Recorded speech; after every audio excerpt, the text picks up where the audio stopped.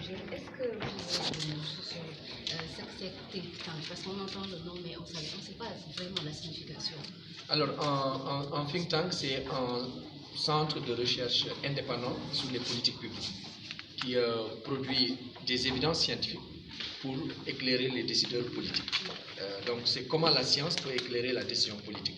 Mais l'intérêt d'avoir les think tanks, vous savez que c'est d'origine anglo-saxonne. C'est plus les pays anglophones qui ont l'habitude d'utiliser ce terme. Mais ça veut dire seulement un laboratoire d'idées.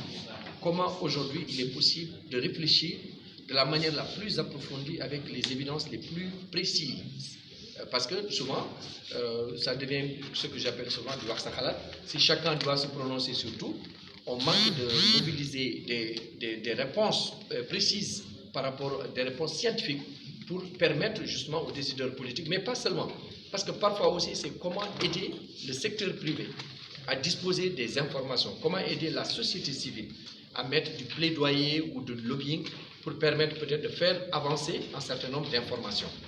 Aujourd'hui, en tant que centre de recherche que IPAR, que Jacques Faye, nous avons essayé de créer une dynamique, un écosystème pour que l'ensemble des institutions, que ce soit des universités, des laboratoires aussi citoyens, des laboratoires de recherche qui existent dans le pays, puissent se réunir et organiser ce qu'on appelle un réseau justement capable d'accompagner les décideurs politiques. Parce que souvent, ce qu'on voit, c'est que toutes nos politiques publiques, le plus souvent, on mobilise des expertises extérieures.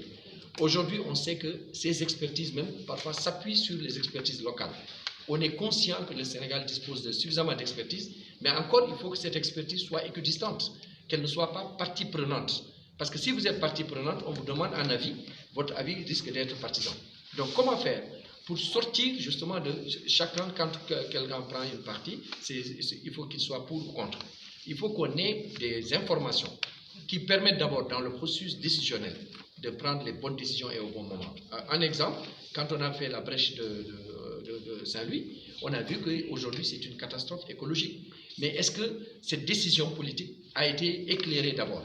Est-ce que quand on décide aujourd'hui de s'engager dans une politique publique, on demande d'abord qu'est-ce que ceux qui réfléchissent, ceux qui produisent des évidences pourraient contribuer? Et enfin, de plus en plus, les think tanks aussi sont dans des pays africains et savent qu'on a besoin aussi de mettre la main à la pâte, comme on dit, d'être plus des do tanks aussi. C'est-à-dire réfléchir, c'est une bonne chose, mais il faut agir. Et c'est pourquoi les think tanks, on a choisi d'avoir 3 missions principalement. Une mission de recherche, de production d'évidence, une mission de renforcement des capacités. Parce que souvent, on pense que c'est facile de renforcer les capacités des acteurs, alors qu'il faut, et je pourrais donner un exemple, lors des élections de 2012, on a fait ce qu'on appelle les auditions des candidats à l'élection présidentielle.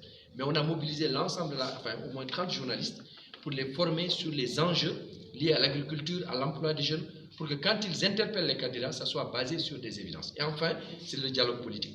Le dialogue politique suppose que ou en tout cas le dialogue sectoriel, pour chaque secteur, si on décide de prendre une politique publique, il faut qu'on puisse discuter sur la base des évidences scientifiques. C'est ça en fait le rôle que nous essayons de jouer aujourd'hui au Sénégal. Est-ce que le gouvernement du Sénégal a intégré les prises de décision, comme par exemple les instances?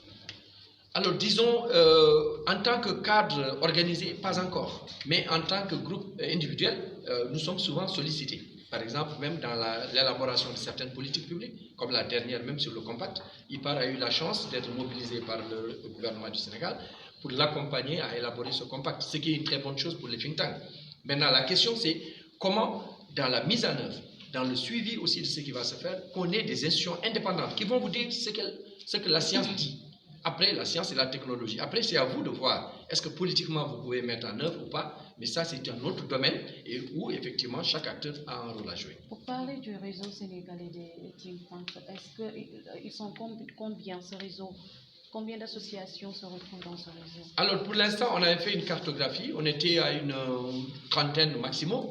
Mais ce qui est clair, c'est que souvent, c'est dans les universités, vous avez des laboratoires indépendants qui peuvent réfléchir sur un certain nombre de questions. Vous avez aujourd'hui des think tanks qui sont dans l'éducation, des think tanks qui sont dans la religion, des think tanks qui sont aussi dans l'espace politique. Parce qu'il arrive aussi de trouver vraiment une diversité, justement, et la nature aussi est différente suivant le rôle que les think tanks se donnent. Mais ce qui est important aujourd'hui, c'est retenir le principe que malheureusement les think tanks n'ont pas de statut. Parce que ce qu'on dit souvent, c'est qu'on est soit une association, ou bien on est une ONG, ou on est une fondation. Or, aujourd'hui, il est temps qu'on puisse considérer, comme ça se fait dans les pays anglo-saxons, où vous avez des think tanks qui sont indépendants, mais qui vraiment éclairent la décision politique et qui fournissent des évidences.